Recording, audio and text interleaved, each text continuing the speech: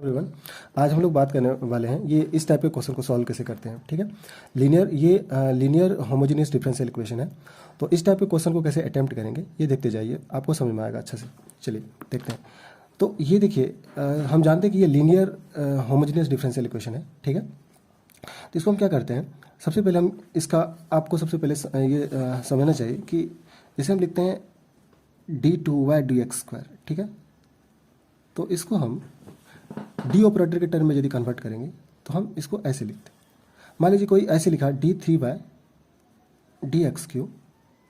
ठीक है, तो इसका डी ऑपरेटर जो होता है वो d3 होता है।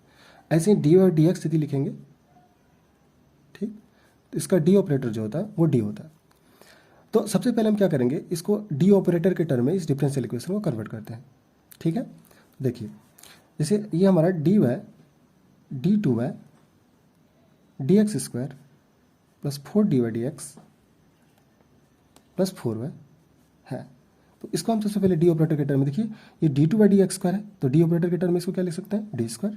ठीक, फिर ये d/dx है, इसका डी ऑपरेटर के टर्म में हम इसको क्या लिख सकते हैं, 4d प्लस 4, और पूरे फंक्शन को हम y=0 के टर्म में लिख देते हैं। ठीक, आई होप कि समझ में आ गया होगा, यहाँ तक समझ में आ गया।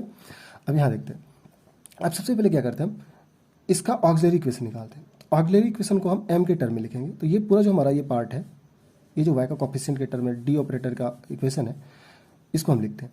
तो देखिए इसको हम कैसे लिखते हैं, ये लिखते हैं m² प्लस 4m प्लस 4। ठीक, अब इसको हम सॉल्व करते हैं। ठीक, तो सबसे पहले इसका रूट निकालते हैं। तो यदि हम इसका रूट निकालेंगे तो आप देख सकते हैं ये हमारा a प्लस बी के होल स्क्वायर के टर्म में आता है। तो हम इसको ऐसे लिख सकते हैं m+2 का होल स्क्वायर। ये पूरा यदि आप सॉल्व करें तो ये आ जाएगा। ठीक है, तो इसको दो लीनियर फैक्टर के टर्म में लिखते हैं। तो m+2 इंटू m+2 = 0। और यहाँ पे यदि m का वैल्यू देखें तो एक, यदि इसको हम 0 के बराबर करते हैं तो m-2, और फिर इसको भी हम सॉल्व करते हैं तो ये हमारा, यदि m1 और m2 दोनों को देखें तो यहाँ पे दोनों हमारा वैल्यू सेम आया, मतलब दोनों रूट हमारा इक्वल एंड रियल रूट आया। तो ये हमारा रियल एंड इक्वल रूट। ठीक, चलिए, तो अब आप जानते हैं कि जब भी रियल एंड इक्वल रूट रहता है तो इसका यदि हम कम्प्लीमेंट्री फंक्शन लिखें तो कम्प्लीमेंट्री फंक्शन क्या होता है, y=, यदि हमारा इक्वल रूट है तो हम लिखते हैं c1 e1 m1x या mx, क्योंकि दोनों इक्वल रूट है तो c1 e1 mx लिख सकते हैं, अब plus x into c2 mx। ठीक है, ये माइनस को हटा दीजिए, सॉरी। तो यहाँ पे देखिए, अब c1 को हम क्या लिख सकते हैं, ये c1 तो है e⁻, यहाँ -2x है, इस तरीके से लिख सकते हैं, और x इंटू ये हमारा c2 -2x लिख सकते हैं। तो यदि हम इसको देखें तो ये हमारा कॉम्प्लीमेंट्री फंक्शन हो गया। अब चलते हैं इसका पर्टिकुलर इक्वेशन। पर्टिकुलर वो क्या होता है, पी आई 0 होता है।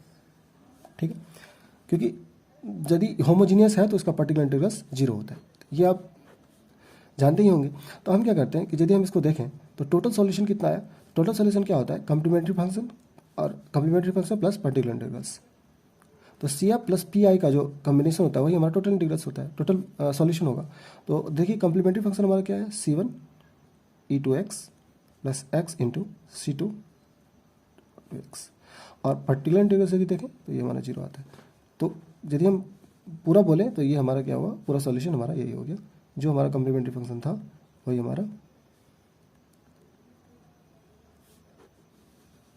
टोटल सॉल्यूशन आया। तो इसमें कह सकते हैं कि पर्टिकुलर इंटीग्रल से हमारा गायब हो गया, मतलब क्योंकि होमोजेनियस है तो कोई मतलब ही नहीं उसका, तो सिर्फ कॉम्प्लीमेंट्री फंक्शन ही उसका टोटल सॉल्यूशन हो जाएगा। ये हम इस तरीके से इसको सॉल्व, आई होप कि आप लोगों को समझ में आया होगा अच्छा से। यदि कोई क्वेरी हो तो आप वहाँ कमेंट सेक्शन में लिख दीजिएगा, तो हम उसका फिर आपको अच्छे से फिर समझा देंगे। Thank you.